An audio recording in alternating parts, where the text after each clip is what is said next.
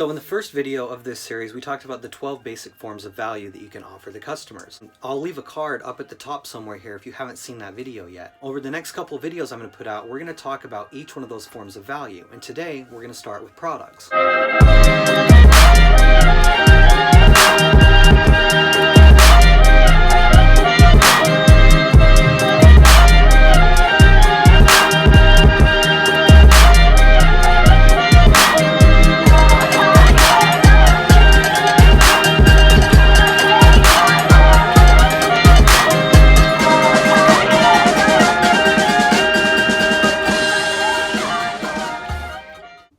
Products are cool because they're individual, self-contained units of value. They're a great thing to offer people because they can be easily duplicated. And because you can duplicate it so easily, your business can scale and you can have a huge business even though you only created the product one time. So in order to make money with products, you have to actually first create something that people want.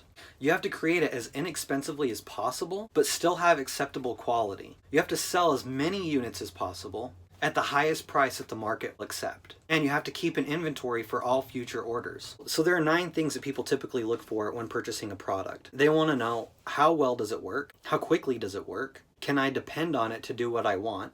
How much effort does it require? How many things can it do? How does it affect the way other people perceive me? How attractive or aesthetically pleasing is it? How does it make me feel? And what does it cost? Like, how much do I have to give up in order to acquire this item? So products can be durable things like cars and TVs and cell phones, but they can also be consumable things like apples and bananas. They don't need to be physical things. They can actually be digital things. Like this video is a perfect example of a product. Using this video, that actually ties back to what I said a couple minutes ago. I make this video one time. I'm just sitting in this van once, but it can be seen over and over and over again by people all over the world. But I only need to put in the effort one time up front. I actually don't offer any products with my cleaning company, although I've thought about it, and I thought of a couple really good ideas. One idea I have is when I'm scrubbing and waxing floors, and there's an opportunity there for me to actually contact these customers in the future and try and sell them floor cleaning supplies. I could sell them new mops, I could sell them chemicals. There's all kinds of products that I could sell that would add value to that customer. They probably would buy it from me. So that's something I might look into in the future and offer that. I know something in my industry that some people do is they'll make a little route of customers where they go around each of them and they replace their little deodorizers in restrooms. And that's their entire business. They don't do any cleaning or anything like that, but they just go to all their customers and replace those little cartridges that are in the bathrooms that spray the automatic sense things, and they'll replace the batteries and that little spray bottle, and that's their entire business. That's all they do.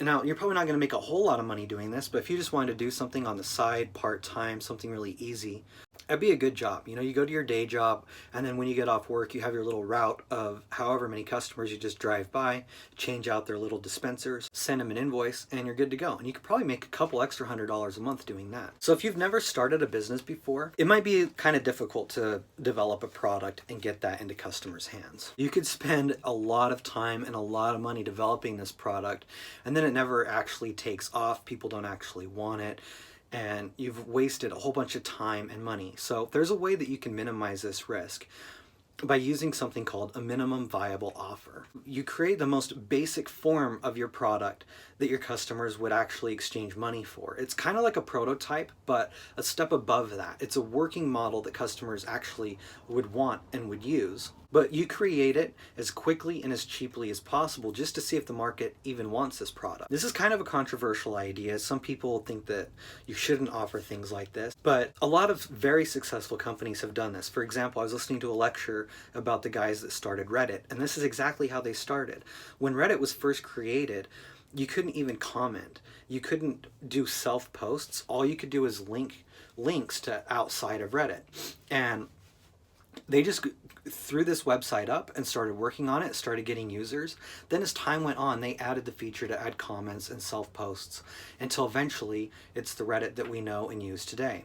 If they never did that, if they never released the product, they could have spent a whole bunch of time and money on their just sitting around working on this thing. Then when they released it to the public, people may have not even wanted it, but by releasing the product as soon as they possibly could, they were able to start getting customer feedback and learn about what features the customers and the users actually want.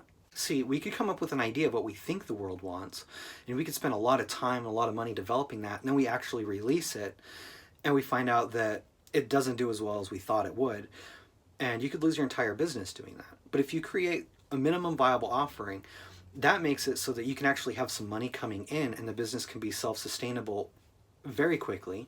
And then also you can develop the product over time to mold it into what customers want. The minimum viable offering is something that you could consider if you're creating a product. You don't have to have the most amazing, perfect product right at the beginning. Just make something that people want, something that people will exchange money for, and then, build off of that idea as time goes on. If you think about it, that's exactly what I'm doing with this YouTube channel. The quality is improving over time as I'm getting more feedback from other people and I'm learning new skills, I'm buying new technology. The videos are gonna get better and better. I'm still at the very beginning stages of this. I'm not waiting until I'm perfect before I start acting on this. I'm just putting the videos out and building from what I have right now. In the next video, we're going to be talking about services, which is something that I'm kind of excited about because I run a service-based company. So if you're interested in checking that one out, hit the subscribe button, and when you do that, there's going to be a little bell icon that pops up. You want to make sure that you have that selected so that you stay updated, because YouTube doesn't actually inform all of my subscribers whenever I put out a new video. The only way that you're going to get updated for sure is if you hit that bell icon.